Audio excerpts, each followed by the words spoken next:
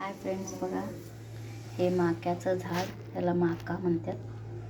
आणि हे माक्याला तोडून स्वच्छ धुवून घेऊन मिक्सरमध्ये बारीक करून घ्यायचं. असं बारीक करून घ्यायचं मिक्सरमध्ये, स्वच्छ धुवून पानं असं घेऊन मिक्सरमध्ये घालायचं, घालून बारीक करायचं आणि एक कापडात गाळून त्याचा रस काढून घ्यायचं. बघा असं एका कापडात घालून घ्यायचं आणि ते सगळं रस त्याचं पिळून घ्यायचं.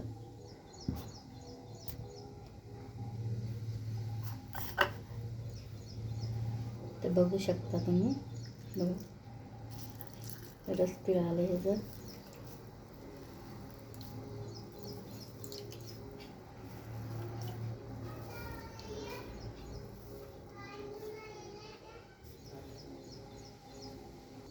बघा एवढं रस निघलं ह्याचं.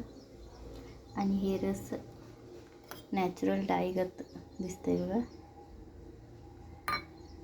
नॅचरल आपल्या केसाला नॅचरलपणा देतो. आणि कोंडा हे रोज काय करायचं, लावून घ्यायचं. आठवड्यातनं 2दा त्याचा रस काढून डोक्याला लावायचं.